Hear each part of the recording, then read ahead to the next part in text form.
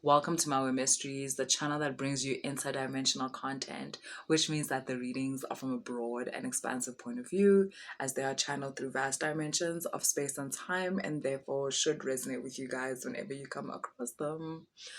Okay. A lot of times when people decide that they want to go on the spiritual path, they find themselves in these periods of isolation, which means that for like you start to realize maybe that you're not as aligned with the people in your life as you thought you were, which is to say, maybe the person you want to be may not have an energetic connection with the current people that you are friends with, or even your current partner. Or that's also why maybe conflict starts in families, because you start to speak up about certain things that may have happened in the past or things that are currently happening. And that makes it so that maybe certain family members don't want to speak to you, or you find that you no longer have certain things in common with friends, or you find that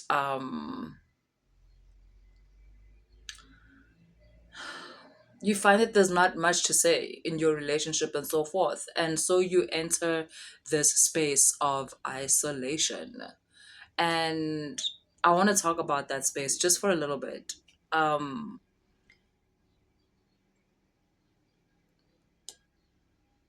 when you decide that you want to, let's say, actively be connected spiritually, your guys will obviously help you set this up. They will help you get there. And the isolation period is a huge part of the energetic cleansing that you go through when you want to connect to yourself better in this way. And it's because when we're out there within the community in a way in which like we're interacting with people every day, not just through work or in family, but also like recreationally, like through parties and all of that, we're all exchanging energy. Like we're all exchanging energy. And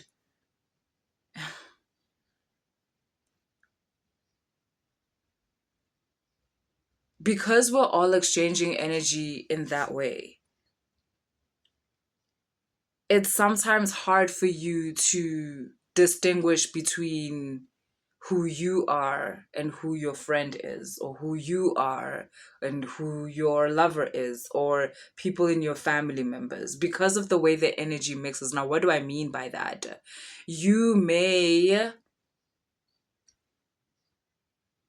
not like something, not because you've experienced it and it didn't go well for you, but because your best friend doesn't like it. You don't like something based on someone else's experience. You may think you enjoy being around certain people, but you don't actually enjoy that. It's because there's someone else that you're connected to, and that's the person you actually enjoy being around. But they enjoy being around other people, and so you end up around these other people that you don't actually care for. This stretches into hobbies, the types of jobs people want, the types of people date. You may not be even dating the type of person that you like, but that's because you don't actually know the type of person you like.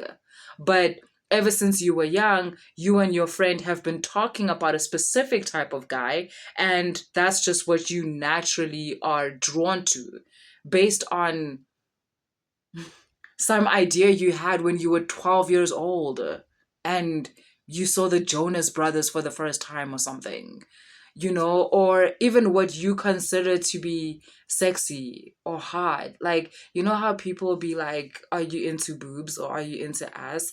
Bro, maybe you into ears. Like, maybe you're into hands. But when you're in this whole like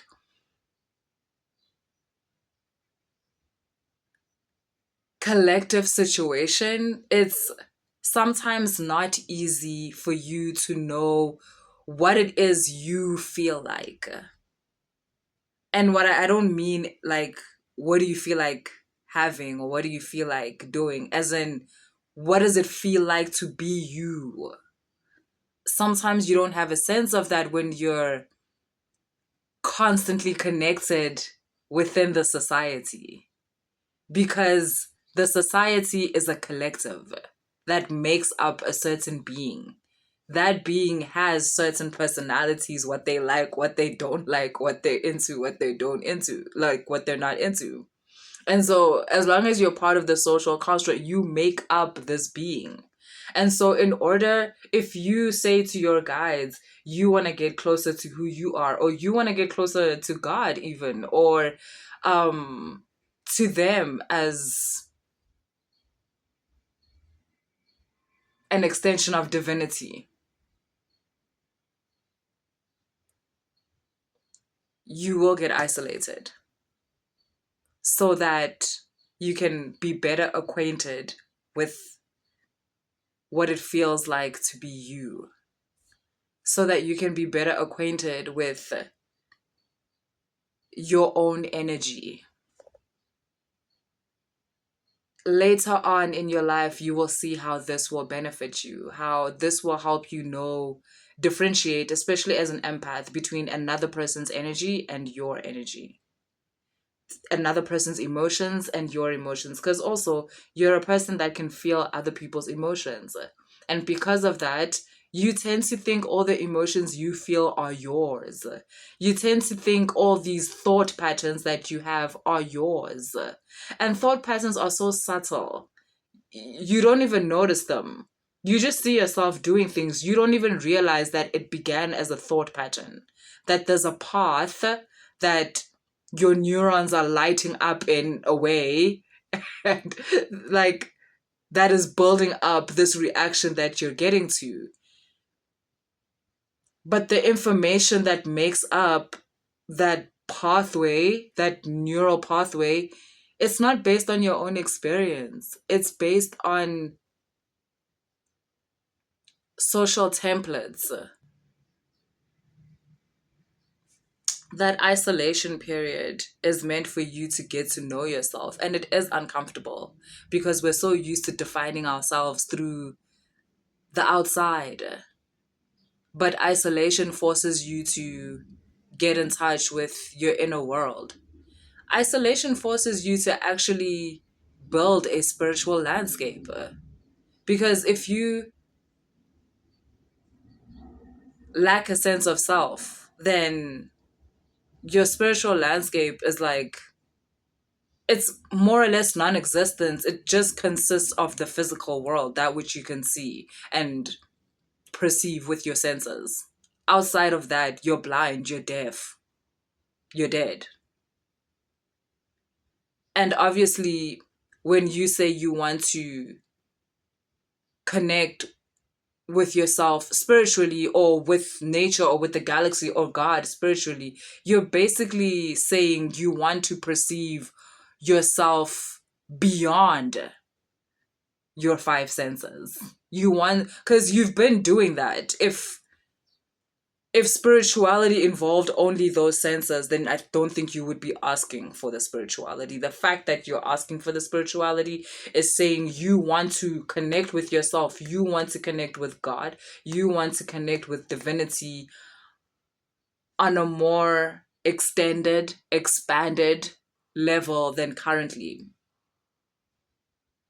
And that requires a sense of self, because now you need your own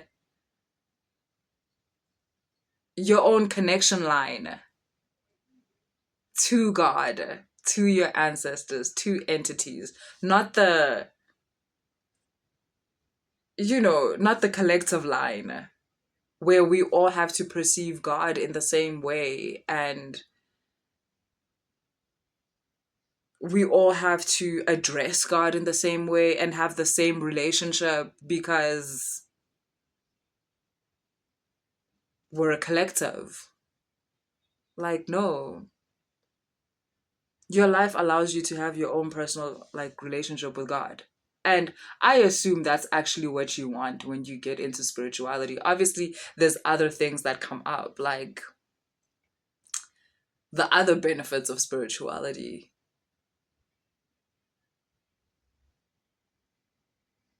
But ultimately, and I guess, but that is the benefits of connecting to God. Those are the benefits of connecting to a higher version of yourself. Um, yeah, it's interesting how they tell you that the benefits of spirituality are just things like peace, and you become more forgiving, and maybe spirituality can turn you into a good person. I don't know about that. Um, I mean, yeah, I suppose. um, but really, spirituality is about becoming the best version of who you are. I don't mean just like you being a nice person. No, I mean being able to connect to your family, to your partner, to your kids, to your friends, being able to build a life for yourself that um can be enjoyed, being able to build a version of yourself that you like. Um all of that is spirituality, and all of that definitely needs that time of isolation for you to get to know who you are, for you to get to know your own energy. I know a lot of people hate that time, and it's very lonely. And you feel lonely, you feel alone, you feel even feelings of abandonment. You sometimes end up wanting to connect with people that have never done right by you a day in their lives. But because you're now in this situation, you feel so removed from people, and you're so hungry for intimacy and hungry to be seen and hungry to be heard,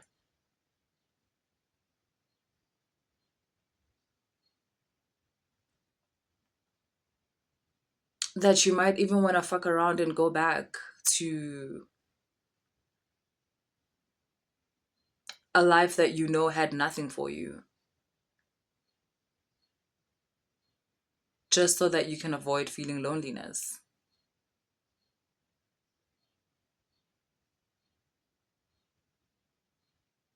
That time of isolation is very challenging. And you can go through isolation even though obviously you live with people, you live with a partner. But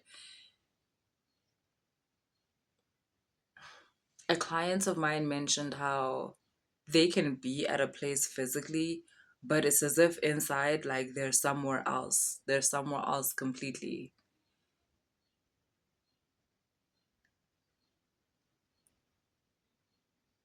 To those of you who find yourself in those positions, notice how that only happens when you're with people.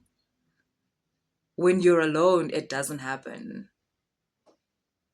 If you're saying that when you're with people, you find that you disappear, do you know where you disappear to? You disappear to a place where you're by yourself. You disappear to a place where you're not interacting, where instead you're talking to your guides, you're learning things about the universe through entities, you're learning about your lineage through your ancestors.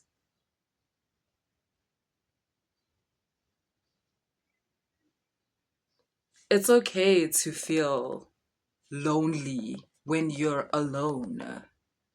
It's okay.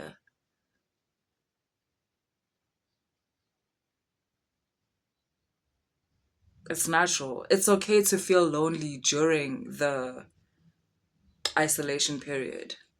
It's natural.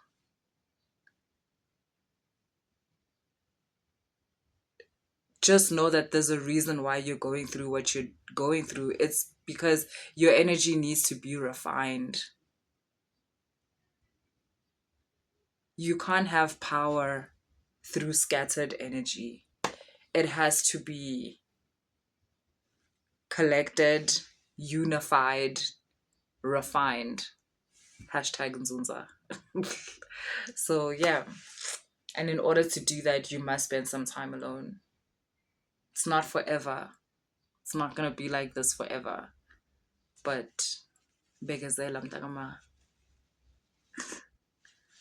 hold on. You got this. Okay, guys, that's all I have for you guys. If the reading resonated, please like, share, subscribe. If you want to book a personal reading or a mentorship session, all that information is in the description box. Later.